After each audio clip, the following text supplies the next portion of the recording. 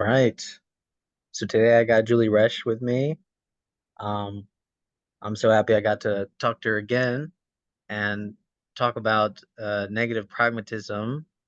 And I want to explore this with you, Julie, and also the concept of like hope, because I want to sort of do the inverse of what you did in your book, where destruction came first.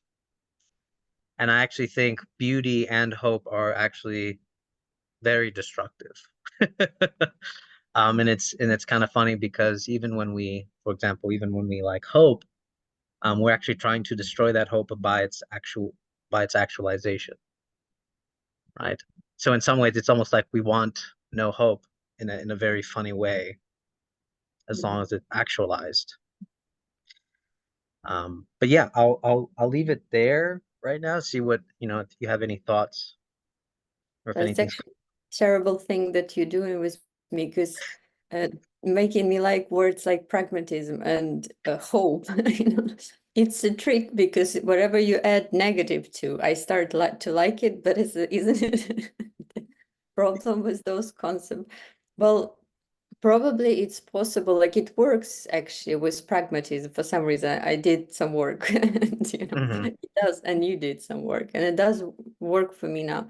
But I wouldn't be able to still, like, it doesn't work with all of the words. It won't work, for Mhm. example, with utilitarianism. Like it's, Yeah. well, I don't even know, maybe later, but not yet. So it's interesting that it's possible to regain those kind of concepts, making them feel like my own, the one that I'm able to like. So yeah, negative hope is like the opposite of hope, which is included in hope, or hoping for nothing. There is something that captures the contradiction, and by capturing the contradiction and absurdity, you somehow capture the essence of it. So you still keep it. So it's interesting. I also checked the etymology of hope, which is interesting because, well, it's interesting and problematic because it's initially hope for salvation, like Mm. something for salvation, but we can use Peter Rowling trick that it's salvation from salvation or something. Yes, yeah. And the other meaning is to have trust and confidence, maybe in something in a religious Christian context. And only later in 13th centuries to wish for, like we use it now in a secular context, to desire, to long Mhm. for something. So it's kind of salvation. I don't like ideas. Mhm. The negative salvation is problematic. It's the very positive, what I would say. Trust and confidence is also like this stability. Confidence is stability in the future. You hope for something, or there is some substance like God, or the positive state of salvation that you are envisioning. And it's even more horrible with the secular meaning, like this wish for, that you know what you want, you personally, and the wish supposed to come true, like the wanting the object. There is object of the desire or subject, and you're the subject of the desire. So it's horrible, but especially when the secular meaning. But if you think about it, this confidence, no, confidence is not okay, but trust, like hoping for nothing, the way you're putting it, it's quite interesting. The other word that comes to mind is miracle. It's also Mhm. religious context, but miracle is not necessary. It's like it mirrors a bit this hope for nothing, because you don't even know what you're Mhm. hoping for. You're just hoping for something. There is a despair in it, in the miracle, because you cannot even envision what exactly. You entrust kind of yourself. There is loss of self. You entrust it to the future, to nothingness, because it's act of despair, something like Kierkegaard would say, but without God at the end, Mhm. just nothing, hoping for nothing, or not being able to figure out what you're hoping for, just existing, sacrificing in a way, being deprived of yourself, of your possibility of envision future, not even know what you exactly what you want. Some kind of miracle, something happened, but you're not in control. There is no you, maybe, in this interpretation. And like you, with this condition, you exist in within nothingness, without hope, but it's at the same time simultaneously keep existing just for no reason. Kind of no reason is a reason. This may be in this understanding, I would accept it. What do you think? Yeah, so I think this is like the segue almost into like negative pragmatism that I've been kind of talking with a lot of people about. So, because I've been reading a lot of Nietzsche recently. Nietzsche, I think Nietzsche is very critical of pragmatism. Um, he talks about how utility is equated with the good, and I actually think that's still very accurate today. Whatever is useful is good. So we can even stretch this further, like even pop culture, just like this idea of like self-help. That's useful, that's good. Improving yourself is useful, and that's good. Um, but Nietzsche's point is that it's reactive. It's kind of like it's a slave morality kind of thing. I don't really like the word slave morality, but I think the main point is that it's reactive. And you could say anything that's good, at least in the Nietzschean sense, is precisely that. It's reactive. It's not actually um, being active. So I thought more about this, and I thought negative pragmatism would be the more active sense, but it would be active in the sense that you cannot control. There's no control in this. But you could say that that's the very ground from which, if there is no control, then basically how do you respond?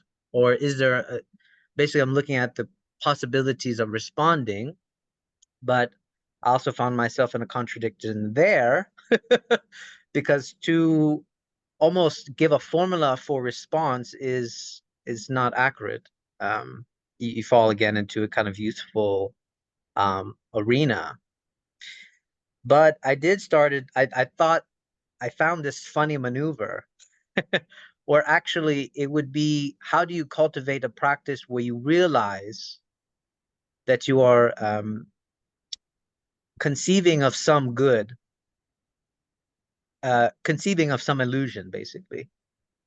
And the way to do that is, my friends call it like almost like the artist way. The artist way is that you practice failure, because it's like there's a lot of people that's like, I want to be a good writer, I want to be a good storyteller, or whatever the case. But if you were to say, no, go ahead, just give me something bad, give me something what you think is terrible as writing, as a terrible story, and let's see what happens. And what happens is whatever is terrible might actually be good. And so actually they don't really have an understanding of what you could say failure is actually like, because that failure is virtual until you participate in it. It's only their conception of good that gives them some virtual notion of failure. So I like this participatory process where you don't even know what failure is until you participate in it. And I think that's I think that's a lot of what negative pragmatism is for me right now, is that we can't even say, a lot of people already approach situations and things with some type of boundary setting as this is the failure of the situation. But it's until you participate in that situation that you actually don't know. So I inverse the process. I go ahead and do it. Go ahead and practice whatever you think is the failure and see what happens. And most likely what you'll see what happens is that it collapses into a good. Um, but the main point is to kind of reveal that process of like, even the failure fails. It's um, a good point. You know, like in those pop psychology books, it was actual recommendation um, that you have to strive for more, because in general people get like less than half, let's say like 30% of what they want. So if you want to, you're supposed to want more, so you will reach out for more, so you will get like enough to be cool or something. But if you want more, it doesn't work that way. You'll still be successful. That's the way to success.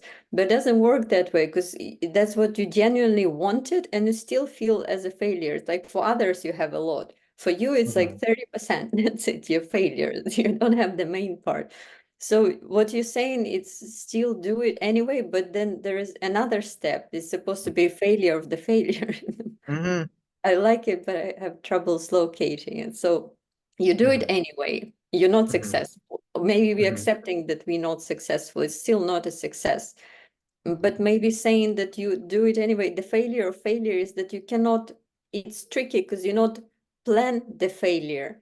It Yeah. won't be a failure. I know I planned it. It doesn't work that way. Yeah, exactly. If you are like, you cannot trick the concept. You can, it's just paradoxically, it's funny. And maybe the fact that Mm-hmm. it's funny, you doing something important, even not being able to fail in failure, to fail the failure, something like it. But encountering this very impossibility, the point of impossibility, it's important because this is what different from the language of self-help, of the positivity, because they don't you're supposed to arrive to a point where there is no contradiction, when there is Mm-hmm. like you have something to say, you have message, you know what to do. And with you suffering, at least at this stage, and I hope you persist in this stage, like suffering was something, adding, for example, negative to pragmatism, like it in a certain way it doesn't make sense, but it's very important to do it, to struggle, not finding answer. So yeah, failure of a failure. When a failure fails, it's great.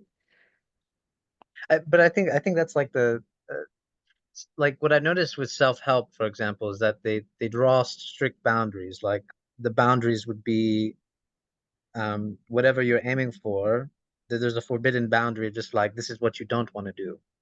Mhm. Um, but the thing is, the person attempting to whatever they want to achieve, they are trying to remain in those strict boundaries. So they're like working with a failure that doesn't exist, basically, like because they have no idea what it is, even though you could say in a sort of pathos sense, they have a great fear of like getting to that boundary, like they don't want to fail, basically. And I would say that that failure that doesn't quite yet exist for the person is basically just a fear of just like there's this arbitrary boundary that the author is telling me that I shouldn't go there. But it's only until you could say fail, you cross that boundary, that you discover something. And I think that's like where it kind of connects to also like the negative hope concept, where it's like you hope for nothing. But mine is almost like I question whether, and I wonder what you think about this. I question how much people can actually hope without content, like Mhm. hope for nothing. Because in some sense, at least for me, I don't know if it varies dispositionally, but I think for me, it's actually impossible to hope without content. I think for me, it's the understanding that I'm going to hope anyways, and that whatever that situation is, it's most likely going to fail. But it's the understanding that actually, whatever I hope for, I didn't know what I was hoping for. Mhm. And in that sense, it was always a hope for nothing. And that leaves you open to surprise and so on. But you could say only failure leaves you open to surprise, Mhm.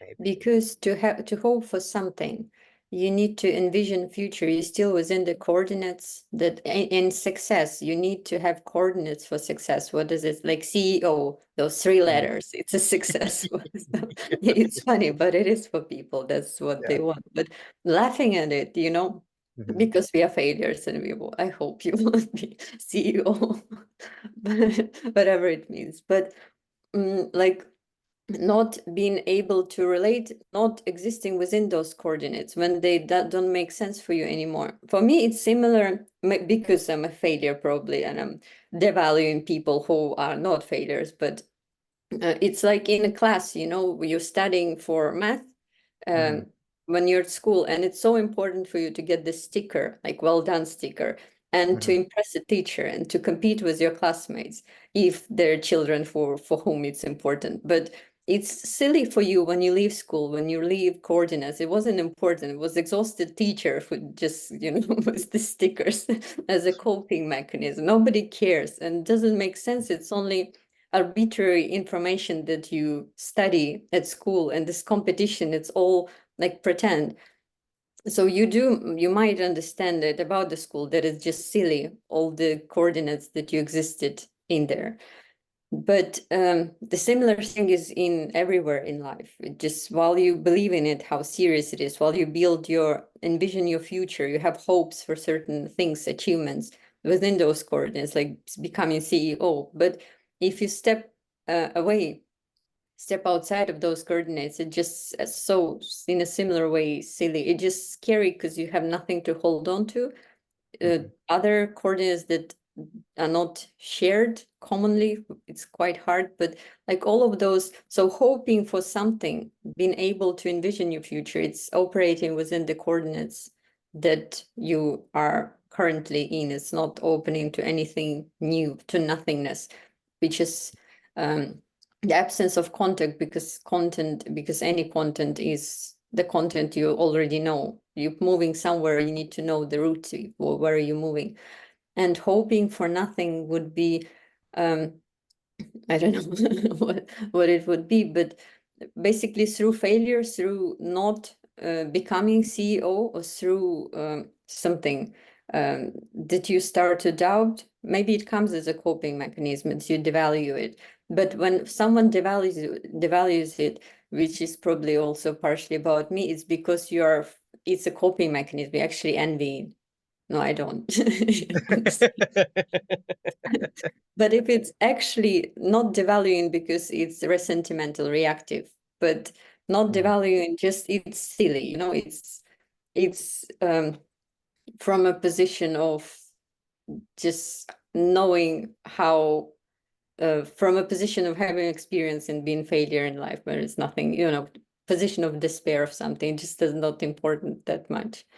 So maybe this hope, within this comprehension, hope, if it remains not for something, not because you understand, maybe if you have experience of your coordinates being challenged, you're not like it, you have troubles constituting new ones. You don't even know, because when you have experience that the reality you existed in collapses, and you're not able to create another reality and envision future for you, which I think is the actual adulthood. Like it is what is called the middle age crisis, because when you don't know you want sport car or whatever, just some strange things, because coordinates you disillusioned in the previous coordinates that you were moving within, especially if you're successful. It's still horrible. It just doesn't make sense. Success is not success, actually, which is so both horrible. Not achieving success and achieving success is just this time of your life when it doesn't matter. It's both suck. It's just disillusioned in both. So hoping would be not even envisioning, just for actually nothing, just staying, not even not being able, not preserving the ability to go on, just, just being there, wondering, maybe waiting for a miracle. Miracle is also can have a substance to it, like particular miracle. You're hoping that someone will survive, for example, or that certain problematic situation, something will get sorted out, or the wine will be, or the water will be transformed into wine, like certain things, events that you can envision to some extent, certain problems that will be solved. But also it's hope. There is, even in this hope with substance, miracle is because you don't know, or hope, not the plan, because you don't know exactly, like it's what's the how it's going to happen. You cannot envision it. You just let go your the need of control, your whatever selfhood, in a way, surrender it, which is kind of stop existing as the surrendering agency in a way. But hope for nothing is maybe more of that, It's like you'd never know. Those coordinates are silly, and persisting in a state of not knowing, not understanding, just not hoping for anything in an active way. Not hoping for anything doesn't mean that you give up. It does mean that you give up, but it doesn't mean that it's not hoping for anything as a statement. Still not meaning, not implying that this is what you have to do, just the condition of one's existence. And yeah, it can be said that I don't remember what I was going to say. But I think yeah, I think you're pointing out this sort of residing or abiding in like the hope itself. Meaning that there is a certain we always have a partial kind of understanding of the hope, right? You even kind of alluded this with the miracle, where it's like, yeah, but you don't know how it's going to happen. Um, you can envision the situation because the situation is at least present, but how that situation resolves or if it resolves, that's a how question. How does it? Does it ever resolve? Um, so I think that little gap there between a kind of impartial hope and impartial wanting of a miracle is, I think that's where a person can understand that really the hope is in some sense for nothing, because having an impartial view is like, what can you do with an impartial view? What can you actually do with an impartial picture of what you want? And in that sense, I think that kind of answers for me the content question, because even if I can't help but have a content for the hope, I would at least understand that it's always in a partial picture. And so in that sense, it's a play. You could almost say it's a play on words. Like, I hope for nothing in that sense, because it's not a totality. It's like a little, it's like a little void or whatever of what I'm trying to imagine. The void allows me to imagine the rest of the picture of what I want, of what I Like what you're I hope imagining for. nothing, and this is what you actually how imagination work. The Hmm. core of imagination, maybe through nothing. I remember now what I wanted to say. I saw a meme, and it was something about that. It used to be we had like problems, and there was the solutions for the problems, and we were trying to be revolutionary and solve the problem. And now it just, at least we want anything to make sense. We Hmm. don't even know what kind of problems you cannot envision, because at least some kind of, you need to see the problem for critical thinking. Critical thinking is locating the problem and trying to solve the problem. And now world kind of stop makes sense. We can not even catch it was in a political way, like what the hell is happening. You don't even know, you cannot locate the problem. You need to locate the sense, to improve the problem, to improve, to correct it. And now Hmm. it's not possible. And I think it's even in one's individual life.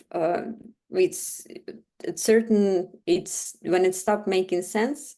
And this is when it's hope, not for that things will improve and certain problems will get solved, which is always simplification. Like it's always boils down to there is a group of horrible people or horrible features. We need to fix those features or kill those people or fix those people or cancel those people. And it's going to be fine. And now it's quite even hard, which was always simplification. And now we at least want to be able to believe in that when we are Hmm. not. So I think this is the condition, this is the hope for nothing, not even for making sense, because it's a joke. We know it won't make sense. Like it won't, Yeah. we cannot come bach to this making sense. It's just in a way its ability to recognize complexity of something, like it too muchness, the absence of sense, Hmm. inability to make sense anymore. And maybe this general condition now is hoping for nothing.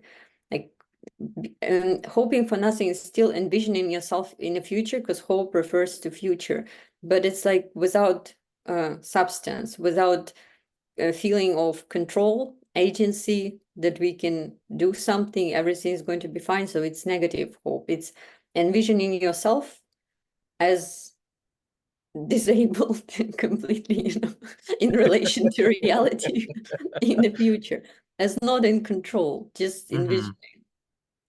With the kind of a maybe attitude, just staying because to see what will happen, because it's just curious to what extent the nonsense Hmm. can um, be deep.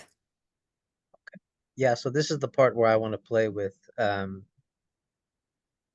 this idea of negative hope that eventually, well, the outcome is that we'll realize that we have no control and we'll be disabled.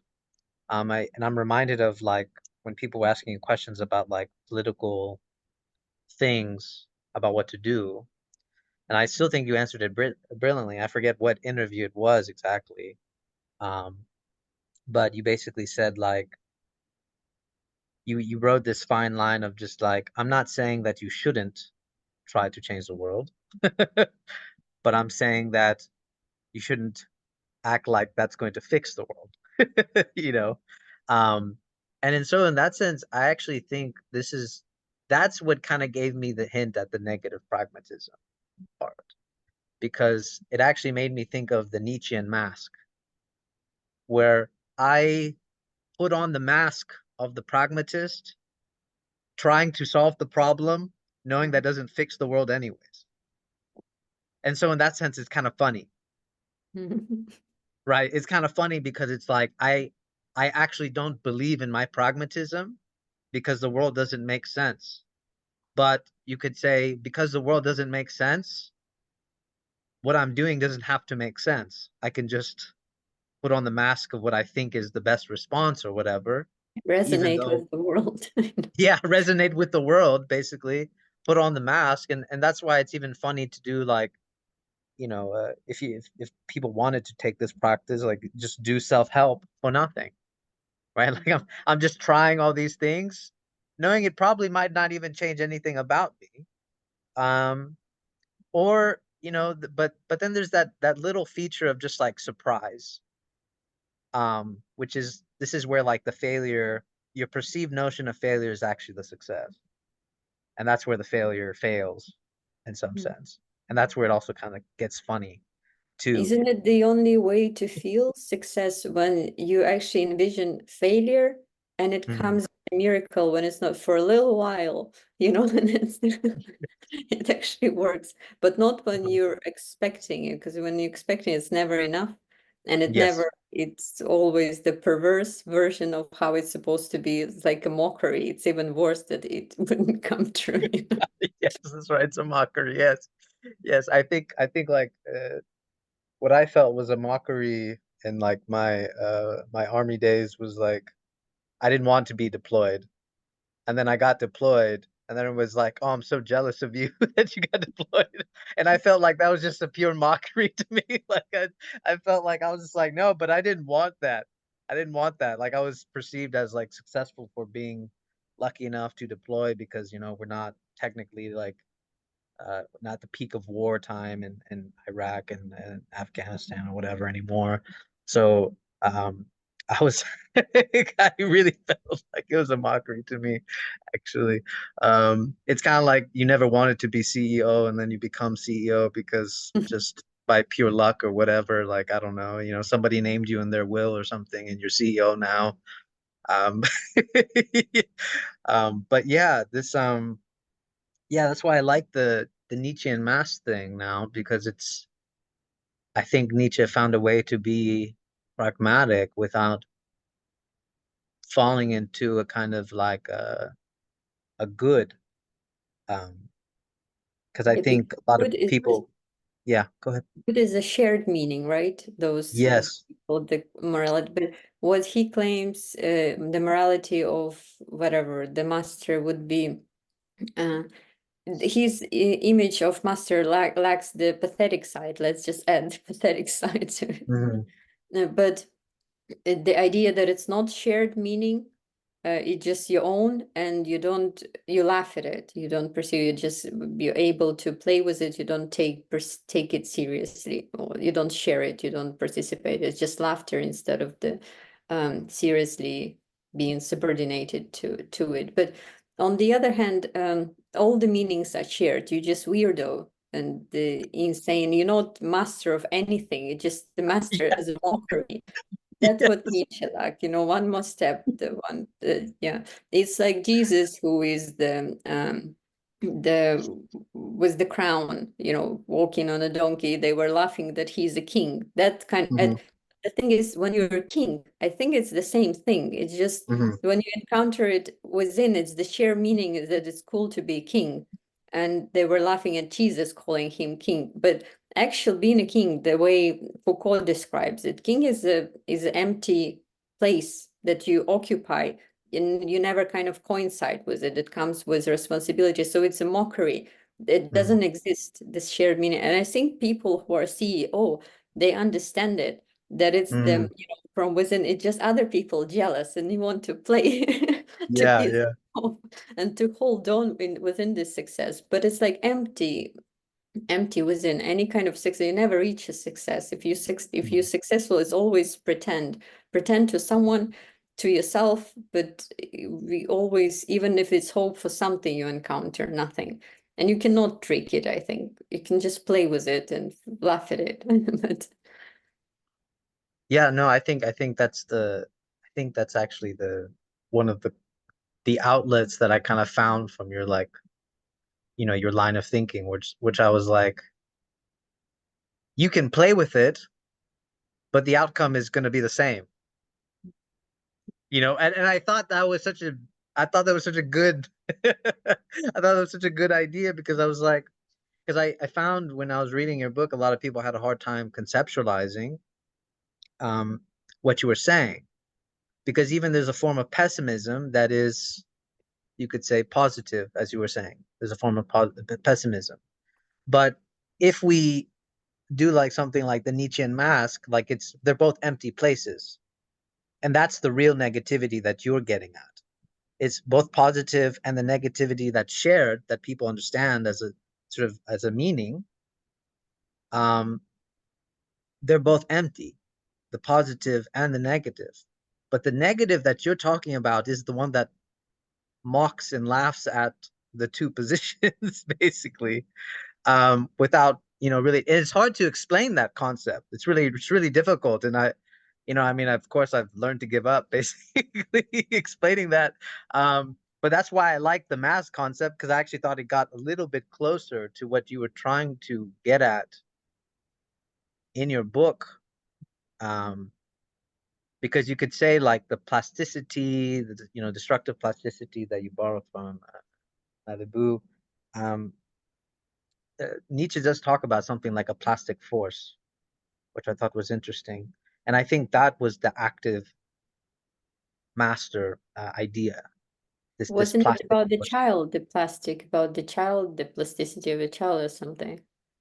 Or the Yes. changeability, the accepting chaos, something, the Mhm. disorder, becoming a dancing star. Yes, becoming a dancing star. But that has to be a funny thing, because I realized like how ridiculous Nietzsche chose those examples. Like, why camel? Why why lion? Like, that's such My like, you child, get that. like the child is the weirdest. Yes, the child is the weirdest thing. Yes, the child is the weirdest thing. And I think what's funny now, being adults, is that we don't know how to be children. Um, so in that sense, whatever's the perceived failure is actually almost like being a child again. Um, or at least playing with that is being a child. You could say playing with that failure is being a child, but you understand that that failure always fails, and that's why the child is always to be. It doesn't mind what it is. It's Yeah, I can't even go back to thinking what it means to be a child again, because it's like I'm like, was I trying to make sense of the world when I was a child? Like, I'm not really sure if I actually was trying to and at what point did I start trying to make sense of them? But I think there's something there.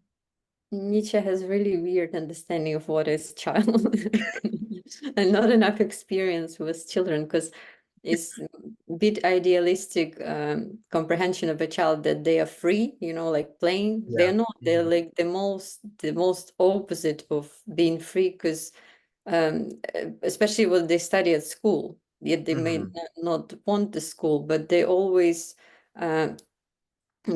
coming late with the new trends, with they are belong to older order, um, kind of which they become rebellious to during when they're teenagers. But before that, the most obedient one, that's unlike you kind of becoming this version of child rather later in life.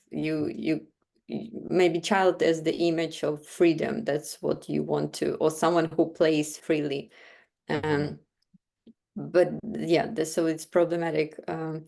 Because when I was reading Nietzsche, when I would just started to be a mother, and I thought, like, go on, be free. No, it just doesn't work that way. You're Yeah, no. supposed to be horror of the control to preserve the life of, like, you need to practice control and to practice power over a human being, be the Mhm. instance of evil, and it's your responsibility. Otherwise, you're even more failure as a mother than I am.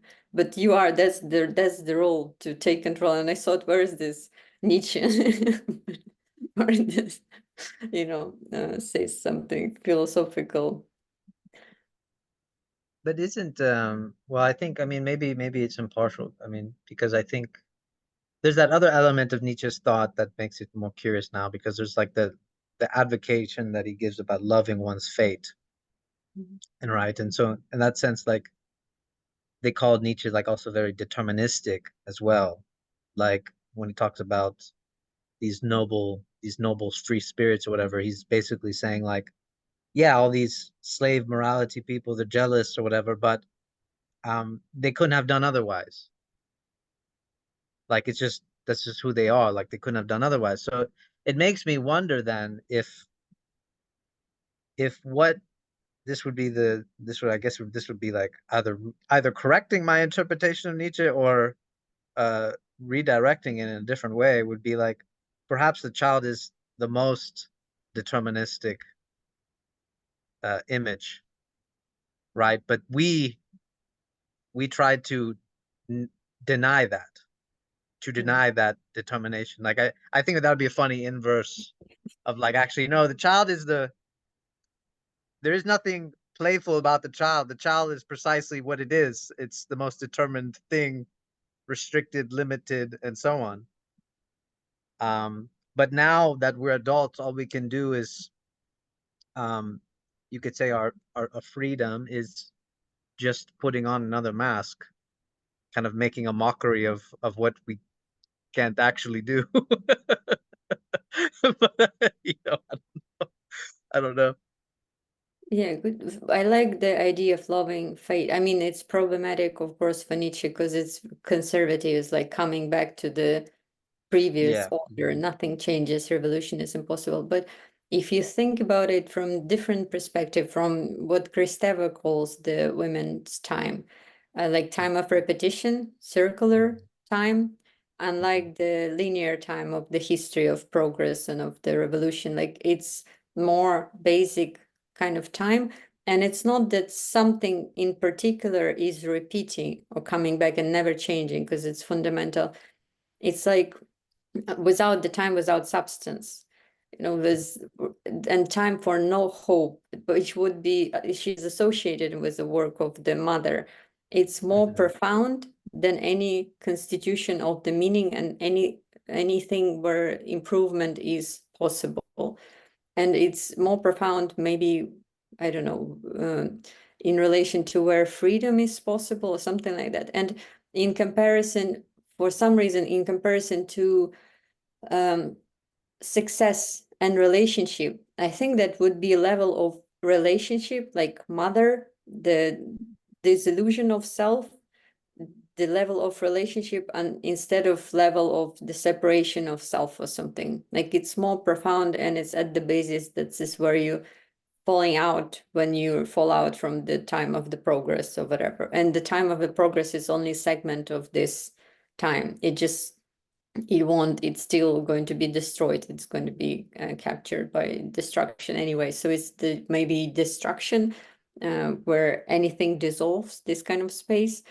And so you can hope would be hope with substance, hope for something would be just the segment of, Hmm. but the more general kind of thing is that like humanity, you will die, humanity will die, the universe will dissolve. Like you think deeper about it.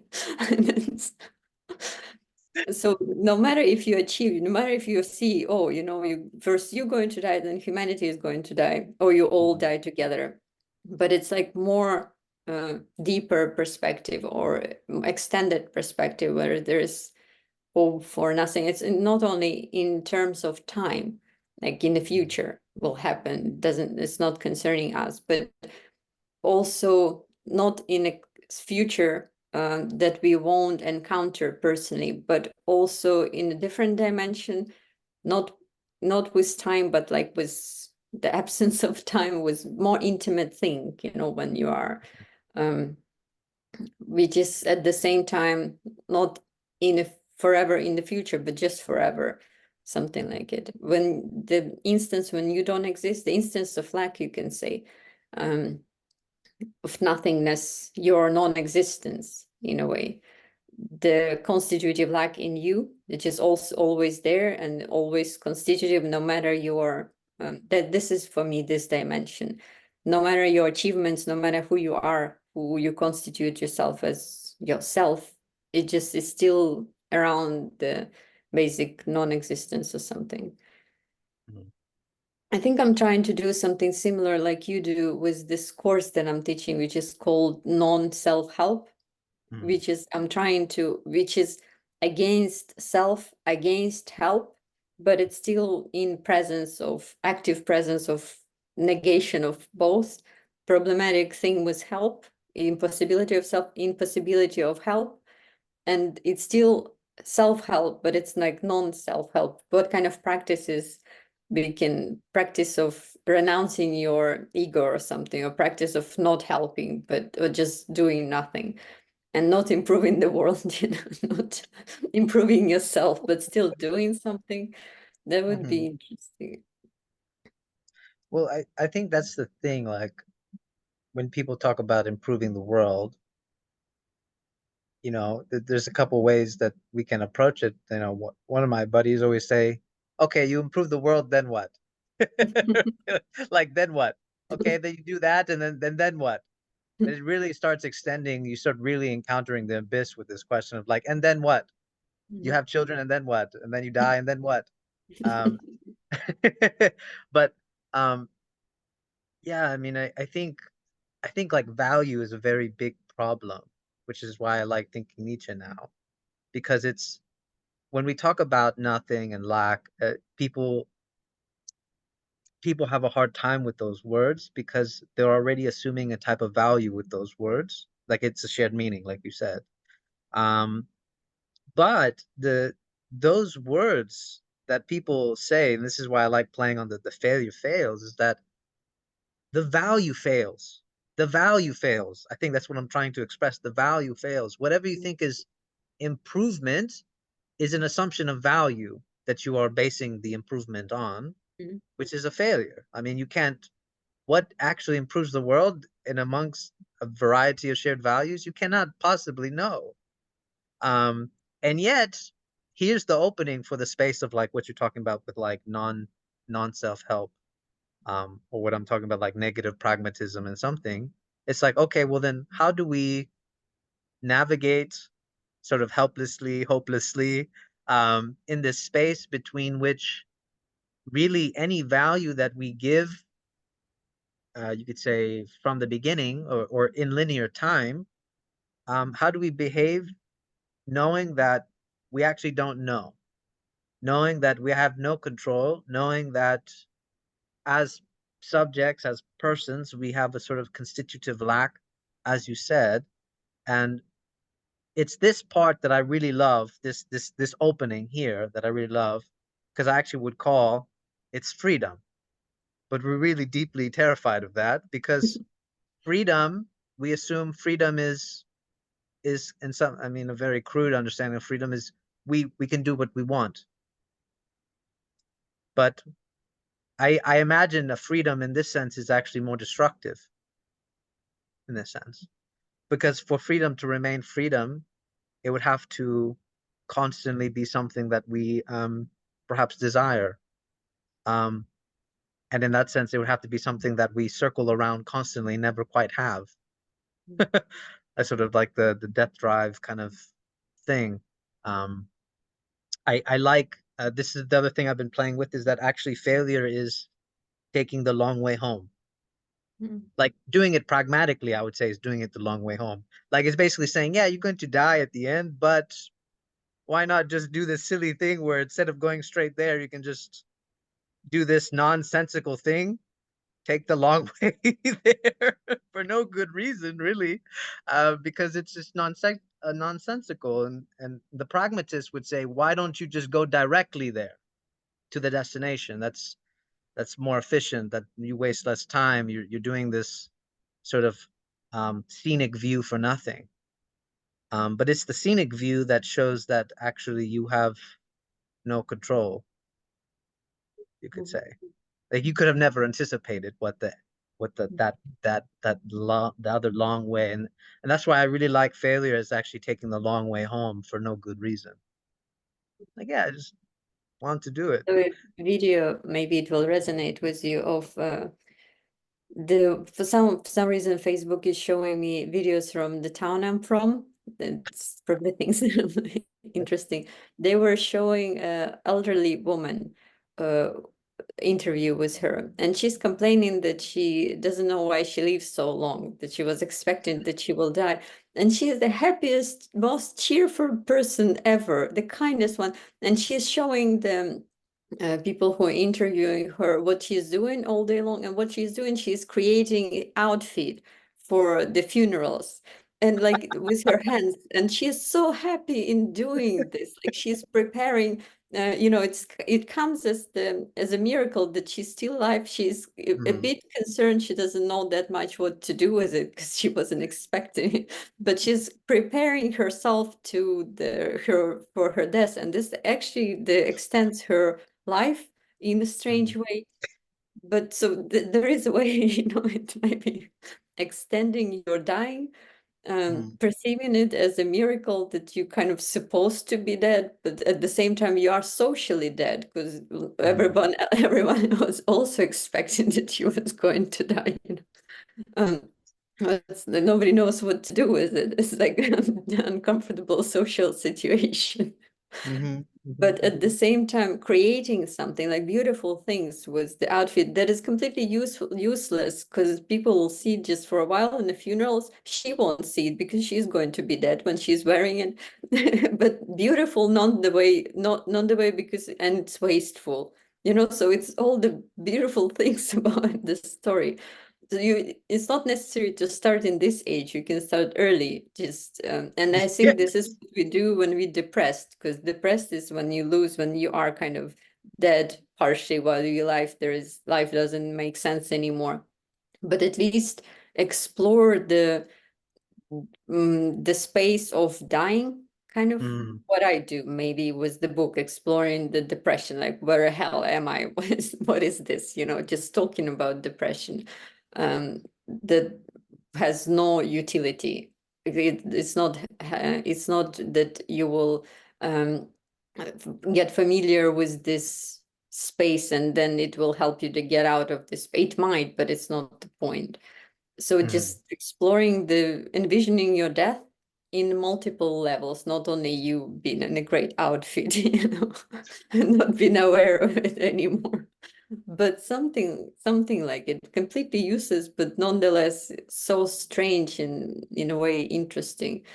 And my mom is also interesting in a way that she's in Ukraine, and at this stage all the hopes collapsed for any situation, just so absurd that you cannot even envision how the situation will get solved. She's just interested in how more absurd things can get, like actually, and laughing at it is like completely not healthy humor, but actually, this is what human is, trying to stay alive, living with the inspiration in a way very strange.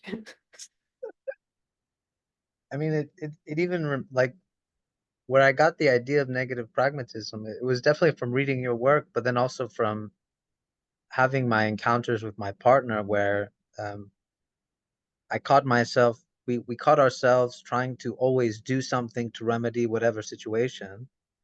And then it took one day where we literally did nothing. Like it was just like we talked about it. Like I said my view, she said her view, and then she's like, "Okay, what do we do?" And I said, "I don't know." And it was that acceptance of that absurdity, uh, that it like, it was just like this bizarre moment where we didn't really fix anything, but it was like good. It's hard to even talk about that weird, absurd space of like we actually didn't do anything. All we did was just like talk. I said what I saw. She said what she saw, and I was just like, "Oh, okay, yeah, okay." That's it. And it was almost just like sharing her perspective kind of resolved my own, but it wasn't something that you could say that is like, okay, this is what we're gonna do from now on, kind of thing. Um, but even if, well, I actually did kind of say that. I was like, oh, well, let's just say what happened. Let's just speak the absurdity of what happened, and then somehow it just either differs or goes away. But it's not like a specific like pragmatic practice of just like, okay, so when I do the dishes, I'm not gonna do this anymore or something like that. Um, but but then I also think like if I envision my death, there's a way you can play with that too, where it's just like, yeah, if I do it this way, it doesn't matter. you know, I do it the way my partner wants, it doesn't matter. Like it almost takes the weird value that I'm placing on having a cup a certain way, it negates it almost. Mhm. And I think a lot of what your work has done and actually realize also to me that the importance of negative pragmatism would be that it's not about solutions per se, it's about the relation Mhm. itself, which I found to be the actual core of your foundation. Mhm. Yeah, that's what I mean. The relationship are there is the uh, despair in within relationship, like profound absurdity, impossibility of relationship, or and within the human being too, and truly encounter meaninglessness, truly encounter another human being, and truly participate in relationship. It's encountering the structure where sense collapses, where it might be seen as a space of trauma, where, not the self, because self is always imaginary, it's always the game. And with to reach out something behind the mask, which is nothing. It's, you might reach out this point when even the end of the words, language collapses. You cannot just, there is nothing else that would follow this certain statement. And paradoxically, you feel proximity in this when there is nothing else to say, and there is no need. So not that you not operate in language that you use within relationship. It's not operating on each other, manipulating, solving the problems. But even solving the problems, the language of pop psychology, you need to work on your problems and arrive to a solution. Solution is important. Well, it's also imaginary. It's like Mhm. anything can be solution. Like what is the and when the Yes. opposite, any solution you can criticize like meaningless. But Mm. maybe what this kind of pragmatism that you're arguing for might be more in a more brave kind of way, existing in a space of meaninglessness without necessarily covering it with the meaning. just, without, because it doesn't have a meaning anyway, just dishes, whoever doing it, it's not important. So the solution is not a solution, it's just dishes, it's not important at all.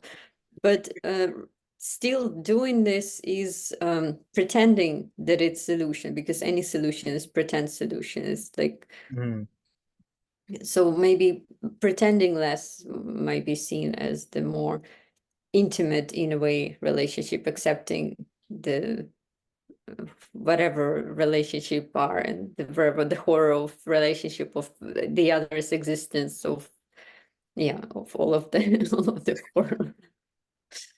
I think you said it. I think you said it perfectly because it's like it's just dishes, right? And that idea is more abstractly is just this idea of just being there. And I think the fact that it's just dishes allows the real a real relation to emerge out of that pretend, because it's just being there. There's nothing else. Like it's literally just being there. And a lot of people, and this is actually why I resonated with your work, is that trying to help is to avoid being there. Mhm. Right? Like actually my partner had cancer. She got cancer twice. Mhm. And the one thing she told me that she did not like was, all the people trying to tell her like, oh, you could do this, take this drink, and so on. But then she also encountered her own helplessness, which is like she's still afraid that she might get it again. Mhm. Um, but for me as a partner, I can't do anything. There's nothing I can do. Like if she gets cancer again, like that's just what it's gonna be. But the negative pragmatism part is precisely the logic I got to with your work, which was just like, well, if there's nothing you can do, that's actually exactly it. It's the ultimate way of being there, right?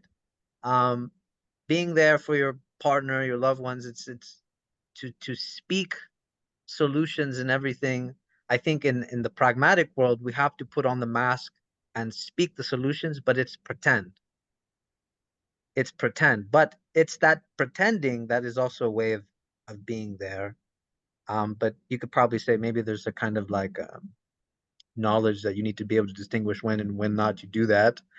Like maybe when I'm at work, I just pretend to be this nice, helpful person or whatever. I don't know. When patients are mean to me or whatever. But yeah, I don't know. Yeah, I mean, I like the idea of the fact that the dishes are just dishes because it's the values that we actually create from this sort of nothing. Like where's the standard for the values? I mean, it has to be from nothing. I mean, it has to be from the lack that is already within the subject. So it's in that sense, it's only ever what it is, just being there.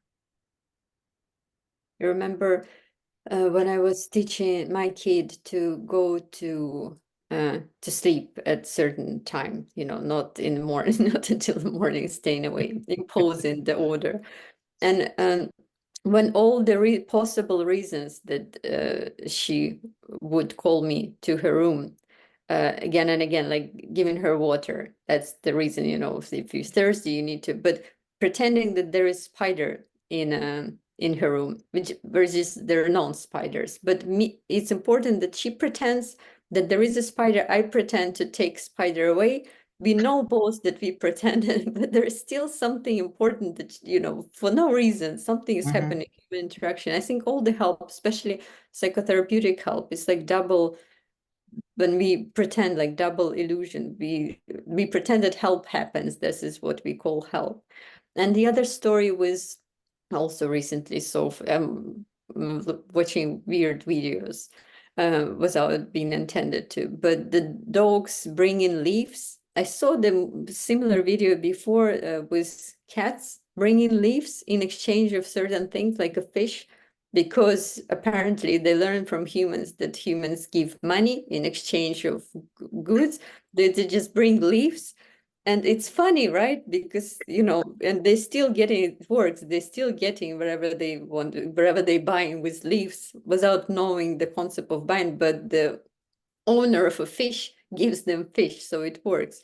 But it's funny, but isn't it same thing that we do? Like with Mhm. our money, like it's a very important thing. We would kill each other for money. That's so important, but it's just isn't it the same leaf, that we do? And for some reason, when cats do it, we are able to make fun of it. And once you realize it practically, because only in theory I'm able to laugh at it, but on Mhm. practice I wouldn't. It's not that I would kill for money, but it's still it's still not that easy, Mhm. practical level. But once I think you get in practice to still participate in it, maybe mixed leaves with actual money from time to time, something like it. I think it's the not because you have enough, because it's Mhm. different. Money disappears, the value of money disappears when you have enough. You don't just count them. They don't exist for you as obsession, at least. It's when you don't have them, you kind of they're on your mind. You're possessed by idea of having the Mhm. leaves, Mhm. Mhm. those specific types. But something about humanity that understands that it's just leaves, and it still doesn't take it at least that seriously. I'm not talking only about money, I'm talking about dishes too. Yeah, exactly. Something like it. It's the hope for, and it's also the ridiculous concept of Foucault, that the hopeless activism. It's like the Mhm. contradiction of, um, maybe it would be the idea of Nietzsche's child who is freely playing with. Yeah, no, I mean, I think that's so good. I mean, it this idea of leaves and money and yeah, I agree with you. In theory, we can laugh at it because I remember getting mad at the way a burger was made, and I was surprised, I was upset with it, right? But in theory, I can look at it now and be like, oh, it's just a burger, it's just a burnt burger. But I think that's precisely why the practice is important because in theory it's funny and it's nice to talk about, but to actually experience the ground where the burger is just a burger and the leaf is just a leaf and it's just money and dishes are just dishes is I think the actual, like your term, non-self-help, negative pragmatism and so on. Like I think because it's to me it's the pathos that's in the way of really like connecting to that idea. Because I think there's a pathos connected to the value that we sort of create out of the void, right? And because if we're creating values out of the void, we're afraid of the contrary, and that contrary comes with real visceral despairing reactions to having that encounter. And so it's like why wait to practice death at that woman's age? Why not practice death, you could say, now? um and so it can sort of and at least this is the kind of Nietzsche's concept I like too, where it's like you explore the forbidden Mm. a bit, which I also like. I mean, I know Nietzsche's not perfect, whatever, but there's a lot of concepts that I like that I was just like, this is good because pretending, like your daughter example was a perfect example of like the most Nietzschean thing ever. Just like we're both pretending together and it's meaningless, but it also creates this weird, rich relationship. Mm. And you're not So doing anything really. Nietzsche was criticizing it, wasn't he?